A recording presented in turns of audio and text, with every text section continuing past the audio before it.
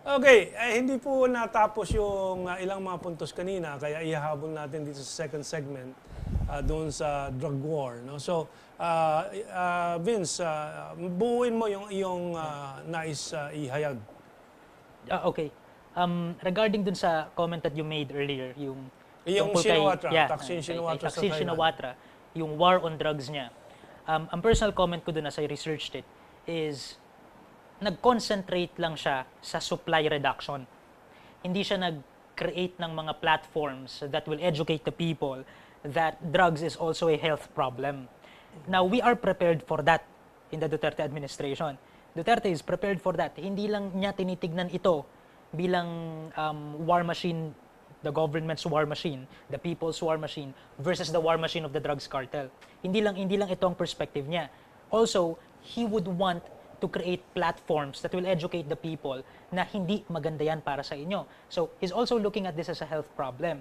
Yun nga lang, the problem is so extensive that some radical action has to be taken. Okay. Tell us the problem you have or Duterte has in finding places for the rehabilitation. Kasi 400,000 yan, paano ma-accommodate yan? Ano bang balita dyan? Yung data kasi ngayon is from July 1 to July 28, nasa 400 na yung napapatay dahil ng laban. Nasa 6,000 plus na yung inaaresto ng maayos. Tas nasa 450,000 plus na yung sumuko at gustong magbagong buhay. Ngayon, while we look at the number of deaths, I think it should be fair. I think we should be fair to the government to also look at the number, the phenomenal number ng mga nagsumusuko at gusto magbago ng buhay. Ngayon, meron tayong problema. We have a challenge that we have to face now. Itong sobrang dami na nag-surrender. Saan natin sila ilalagay? Ang naging usapan, ang na-research namin na solusyon is kukuha ng mga encampments, military encampments for instance, tapos i-distribute yun, gagamitin yung encampments para ma-detain sila for a while and then assess them, tapos after assessment, i-distribute Pero gastos yan, pagkain kung 400,000 plus people. Tapos baka makikain pa yung mga Amerikano sa mga may American military bases. Hindi naman lahat yan, adik. Anyway, biro lang yun. Hindi naman yan so, we heard from Vince about that aspect. Now, from your point about Sinaloa cartel. It doesn't make any sense for these people for the cartel to kill their people here, no? Because transshipment point lang naman tayo, sabi ni Ginoong Duterte. So, yung mga nakikita natin na binalot, na pinatay, no, ginamitan ng duct tape and everything. Ang feeling ko diyan, these are all copycat killings lang, no? Para lang maiba yung yung complexion nung magiging kung paano magre-respond yung taong bayan, yung mga katulad namin na nag-oobserba sa nangyayari. No? So, I think it's just something that has been added to the caboodle, but does not actually exist. Ang inaano ko dito, maganda yung naging direksyon ng pakikipag-usap or dun sa polisiya ni Ginoong Duterte na makipag-usap sa China. Kasi ang feeling ko po, 80% ng problema natin sa droga, mawawala yan kapag nakipag-usap tayo sa China. No? Because ang feeling ko doon nanggagaling ang malaking supply ng raw materials na ginagamit dito. Yung pagluluto, dito na ginagawa. Dito kasi maraming tayo nababasang reports. Dito na talaga ginagawa po yung laboratories are here. No? Pero wala yung raw materials doon nanggagaling. So kung makukuha natin ang suporta ng China na hindi na lumabas sa kanila itong raw materials na ito at pumasok sa atin, 80% ng problema masosolve na natin. Meron bang balita na the Duterte government may be successful in working with the Chinese authorities on this? Yes, actually, China through the embassy expressed their willingness to cooperate with whatever Duterte plans in order to obliterate the drug problem. So that itself is a good sign already. Well, China, of course, is the first country that would be understanding such a problem because of the opium era in China. Yes, no? Okay, so let's move on to the many other issues. And one, of course, is foreign policy. And you mentioned China, the relations with China. And we have a image here that will depict how manic the issue has become for some people in the country, no? Yung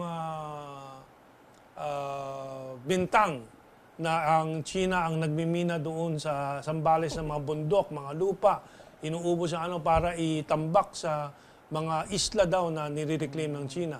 Well, finally, after several years of this propaganda, napilitan lumabas si Ebdane at magpaliwanag na ano bang sabi niya diyan, if you can read it, no? Na walang sapat na lupang ganyan para sa reclamation sa Scarborough or kung saan doon sa mga islang nire-reclaim ng Pilipinas, ng China.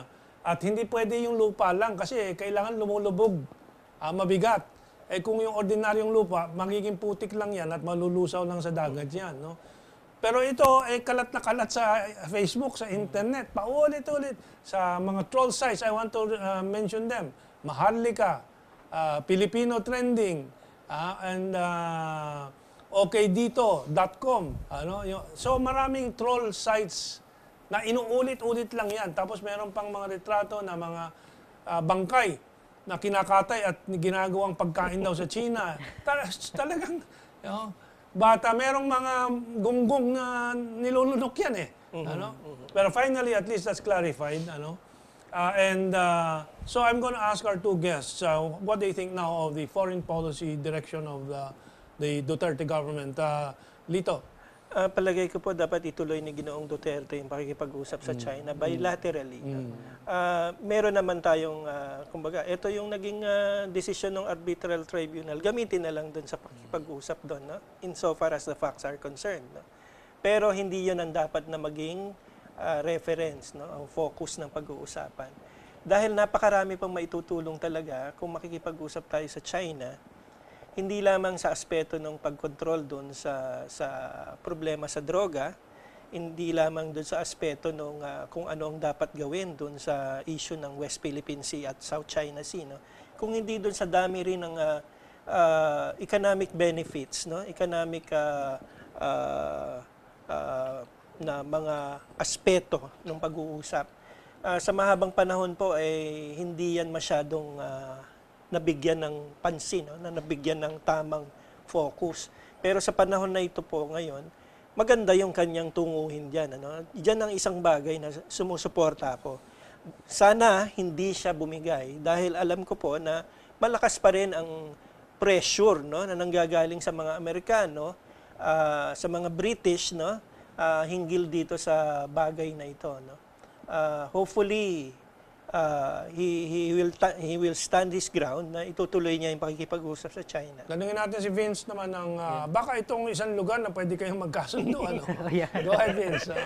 Ang dami pwedeng sabihin actually. Pero let me just summarize everything. When it comes to Duterte's foreign policy, when we talk about it, mapupunta lang tayo sa West Philippine Sea. When it comes to China, of course. And when you talk about the West Philippine Sea, you're only given two options. War or peace. And as far as we are concerned today, of course, we don't like a war. If we go to war with China, we lose everything. If we go to war with China alone, we lose everything. If we go to China with the United States of America, while you're waging war with China, while you're waging war with China with the United States of America, the US will be stealing your oil behind you. So we'll also lose everything. If these two nations wage war against each other, making use of the Philippines as the battleground, we will lose everything. By perspective of practicality, there is no other option but to engage in bilateral talks. If we love our country. Now, you might say, takot ito, ayaw lumaban. It's not that. A good general knows when victory is possible. And he also knows when victory is not possible. And as far as I'm concerned now, the best foreign policy should be indulge with direct conversations with China and benefit from what China has to offer. And this is not a situation like Masada. Na corner ka sa bundok, uubusin ka. Siyempre, nag-suicide na lang sila. Hindi na alam nila wala silang laban, nagsitalunan sa bundok, yung Masada, no? This is not a case where you have to fight.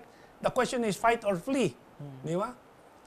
Nandoon yung pag-uusap. It's as simple as that. But tulad nga nung mga nagpropaganda na inuubos ang Zambales para magtambak doon sa mga isla, may mga Hindi ko na taong po ganyan. pinapansin yun. Kasi alam naman natin Maraming hindi totoo. pumapansin na nga doon, but I still want to make the point kasi maybe we can save some souls there. That's my attitude. But anyway, so that's foreign policy. Anything you want to add? Ako, dadagdag ko. I think kulang pa. I think beyond the China Sea, West Philippine Sea issue and beyond the relations to the US that Digong is clarifying very well, nagsasabi lang siya ng totoo na hindi mapayapa ang mga ginagawa ng Estados Unidos. Sabi niya, they invited terrorists to the Middle East. Importer However, of a greater worldview, which I do not expect to be able to be formulated in a month's time, but it's out there already. It's laid out.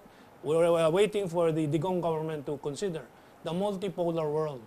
Kasi fundamental yan. Ano bang attitude natin sa globe today? There's one superpower or we want to help build many powers. Di ba? Lito. Shouldn't we push the narrative or the discussion to that level? Sorry. My mic fell. Sige, go ahead. Ako po kasi talagang hindi ako naniniwala dun sa yung war. No? That would be the last option, or that should never be an option. Not only actually, between no? Philippines or China and so on, but war in the Yes, world in should the world. end. Should end. It should end. There is so much to go around. No? We don't have to be greedy. No?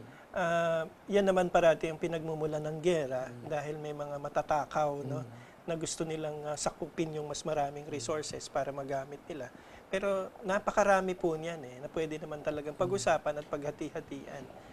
Yung sa akin, while I may be against what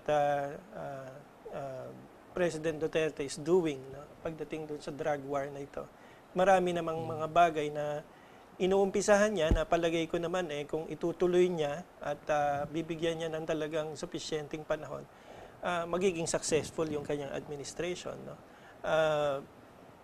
Doon ako nakatindig right now doon sa ganyang possibilities. Tanong natin si Vince naman. We agree about opening talks. So that's no problem. But a greater vision for the Filipino nation. Kasi nga, yung higher vision would also help the entire nation understand where Digong stands in the total picture of the foreign relations of the Philippines. A greater vision for the entire Filipino nation should be hinged on the principle of socialism. Socialism. No? Socialism. Every successful state in history became successful because they developed a national worldview. We don't have that yet. We can work that out with this administration. However, your socialist principles will not develop to its fullest capacities if you have standing oligarchies. And if you have drug syndicates all around the country. So, my point is, as we judge, as we bash the Duterte administration, hopefully, we also look at its successes. Kasi naniniwala ako, Kamentong, meron dyan, dinedicate na yung 6 years, yung next 6 years nila, to saying the worst things about the slightest mistakes of this administration. And yet, they will not say a single thing about the greatest successes of this administration. Well, I think that's not the case with Lito. Kasi ano lang yan let's qualify it. They call us blind followers. They're also blind haters. Diba? So, quid pro quo. Ang akin lang, we should be open-minded. Pero meron talagang mga Duterte supporters that are just bashing Irritating. and bashing. No? Because ito victim ng marami. Irritating naman masyado. But in all movements, there are such kinds of elements like yung mga anti-China na pinapauwi na daw ako sa China. Pero sila nakatira sa Texas. Talagang natataranta ako sa logic nitong mga ito Hindi kasi nami-misconstrue nila. We are putting in front of us the welfare of our nation. Tapos as a result, we judge that for our nation it's better to talk to China. Pero by saying it's better to talk to China, they're associating us immediately with China. To the point na they will tell us go home to China. But no, we're doing this because of the Filipino nation. Hindi ba natin naiintindihan Well, yun? I also back it up with history. Yes. Ano? Ang US pumatay ng daan-daan libo dito para Exactly. sumakop. Hapon yeah. din. Ang China, galit na galit sila. Wala namang ginawang ganyan ng China. Instead, in the 14th century, the Sultan of Sulu traveled to China to thank the Chinese emperor, and the Chinese emperor reciprocated by calling the Sultan of Sulu a brother. Ano? Yes. The Eastern king and brother of the emperor. At ang tawag ni E.P. Patanye, the journalist, newspaperman, the Philippines, he used the term Philippines, wala pang Pilipinas noon, mga barangay at yung sultanates and so on. No? He called it the Emporium of Asia, ang pinaka-department store ng Asia kasi dito nabibili yung mga kailangan sa Indonesia, kung saan-saan. Parang ang ano lang yung commentong very successful yung American propaganda Oo, pa rin. talaga naman Yun sila. pa rin, no? Oo, pero- humawak sila dito ng 100 taon, naturally. American propaganda. Pero galit na galit. Just to, Yeah, to respond to Vince. respond to Vince, yung socialist na bagaman ako naniniwala ako dun sa ganong direksyon na dapat tunguhin natin. Hindi ko ginagamit masyado yung terminolohiya na yan. At ikalawa, nais ko rin na kung ganon yung magiging direksyon, malamanan na kagad at this early ni Ginoong Duterte kung ano yung direction na yon, no? Kung if it's a socialist direction, therefore lamanan mo na. Ipaintindi mo sa taong bayan kung ano ba ito, no? Ano ba yung pakinabang ng mamamayan kung tayo maging sosyalista. Unang-una na sinabi niya yung patungkol dun sa magkaroon ng industrialization program. Tuwan-tuwa ako doon. Tuwan-tuwa talaga ako doon dahil this time ito lang yung administrasyon nagsabi na hindi ko susundin yung cap dyan sa carbon emissions ko kasi mag-industrialize ako.